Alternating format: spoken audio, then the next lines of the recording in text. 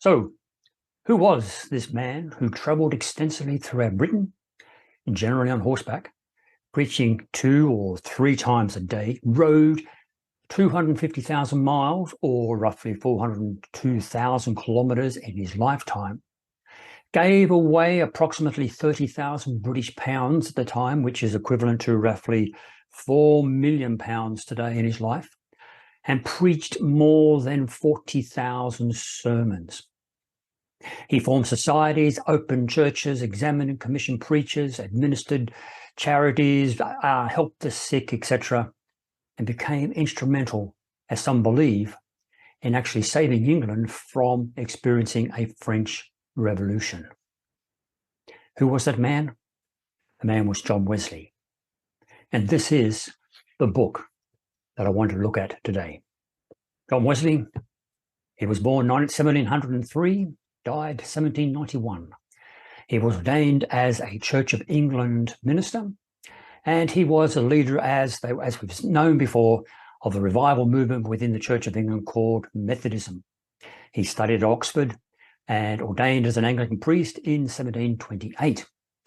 At Oxford, he set up what they called a holy club, a society formed for the purpose of study and for the pursuit of devout Christian life. It had been founded by his brother Charles and also George Whitefield among his members. After an unsuccessful period of 2 years in ministry serving in America, in Christchurch in Georgia, he returned to England feeling rather despondent that he knew he was called to preach, he knew he was ordained as a minister, but there was just no life and no fruit from what was happening. So he joined a group called the Moravian Christians. And in 24th of May, 1738, he experienced what he called his evangelical conversion. He felt, as he said, his heart strangely warmed. And subsequently, he left the Moravians and began his own ministry. And so this is a 1912 publication of John Wesley's New Testament with his explanatory notes, just the New Testament. Wesley chose to make around 12,000 changes to the King James Version, partly in an attempt to modernize the language, which sounds very familiar to today. But many of these changes were incorporated into the Revised Version and other modern translations of the Bible. Wesley's version is a revision of the King James Version, and it's done with reference to the Greek text of Bengal of 1734, and with selected renderings and annotations drawn from Bengal's Nomen Novi Testamenti, 1742, and other sources at the time. But his main purpose was to make it more readable and then to add notes to it. So let's have a look at 3 John verses 1 to 4 and see how the changes are that compared to the King James Version. So here we see in 3 John 1 to 4, in Wesley's book, he says, "The elder unto the well-beloved Gaius, whom I truly love. Beloved, I wish above all things as you may prosper and be in health, as thy soul prospers. For I rejoiced greatly when the brethren came and testified in the truth that is in thee, as thou walkest in the truth. I have no greater joy than this, to hear that my children walk in the truth." Now in the King James, we see that it says, "The elder unto the well-beloved Gaius." Now the difference is, "whom I love in the truth," whereas Wesley said, "whom I truly love." Same words continue on there. John Wesley says he takes out the King James Version as "even as thy soul prospers," whereas John thought that as thy soul prospers, and he took out the "even" to make it slightly easier to read. "I rejoice greatly when the brethren came and testified the truth that is in you, even as thou walkest in the truth," and he took out again the word "even." And then King James says, "I have no greater joy than to hear that my children walk in truth," whereas Wesley said, "I have no greater joy than this, to hear that my children walk in the truth." And so we see there in that verse comparison, that really he's just taking out a few words, adding a few words, just to make it a bit more readable at the time. He wasn't trying to make a totally new translation of the Bible. Now, the verse-by-verse notes that Wesley includes in the text, they are concise and they're focused, and they're mainly providing, a lot of times, historical context for the gospel, but also alongside that interpretation and also some critical commentary. It's not really a theological discussion or a discourse as to what the words or the verses are about, but to enlighten and to assist fellow preachers of the word that he was raising up to be able to preach more clearly and concisely and accurately at the time.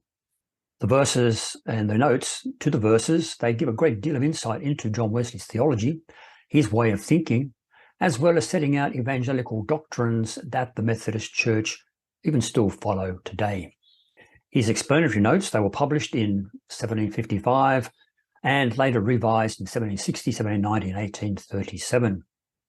And surprisingly, even though he wrote in his preface that his days are drawing nigh, he was only 51 years of age, whereas he lived to be quite an elderly man, which was quite remarkable for those days. Let's just turn back to the actual book itself, 3 John, and we'll have a look at some of the notes that he actually wrote and what he says relating to those verses we read earlier. So here we see 3 John. And as we read before, the older unto the beloved Gaius, whom I truly love, etc. And down here he has the notes. Gaius was probably that Gaius of Corinth, whom St. Paul mentions in Romans 16, verse 23. And if so, either he was removed from Achaia unto Asia, or St. John sent this letter to Corinth. For I know thou used all thy talents to his glory, the truth that is in thee, the truth of faith and love. And he relates to, I have no greater love than this. And he says that such is the spirit of every true Christian pastor, to hear that my children walk in the truth. Gaius probably was converted by St. Paul. Therefore, when St. John speaks of him with other believers as his children, he may be considered as the tender style of paternal love, whoever were the instruments of their conversion. And he's using that appellation when writing under the character of the elder has his peculiar beauty. As a comparison, let's have a look at John chapter 1 and see what notes he puts there. So here in chapter 1, verses 1, he says, in the beginning existed the Word, and the Word was with God, and the Word was God. And he says, in the beginning, referring to Genesis 1, verse 1, and Proverbs 8, verse 23, when all things began to be made by the Word. In the beginning of heaven and earth, this whole frame of created beings, the Word existed without any beginning. He was when all things began to be, and whatsoever had a beginning. The Word, so termed in Psalm 33, verse 6, and frequently by the 70 in the Chaldea paraphrase. So that St. John did not borrow this expression from Philo or any heathen writer. He was not yet named Jesus or Christ. He is the Word, whom the Father begot or spoke from eternity, by whom the Father speaking maketh all things, who speaking the Father to us. We have in this 18th verse both a real description of the Word and the reason why he is so called. He is the only begotten Son of the Father, who is in the bosom of the Father and has declared him. And the Word was with God, therefore distinct from God, the Father. The word rendered with denotes the perpetual tendency, as it were, of the Son to the Father in unity of essence. He was with God alone, because nothing beside God had any being. So we'll stop it there. And as you can see, he's got in some verses, he's got quite a bit of explanation and reference to other scriptures, even reference to other writers outside the Bible itself. This is the notes on the New Testament by John Wesley, put together back in the 1700s. It is quite a little gem, I believe. It's quite a little gem of a Bible. If you've got one or you can come across one, I don't think they actually publish it anymore, but it's a beautiful little book filled with a lot of commentary and a little index at the back as you can look up particular words. Well, I hope you enjoyed this short video on this particular Bible, which was put together by John Wesley back in the 1700s. If you did, please like and subscribe and share that more people may see it. And until next time, God bless.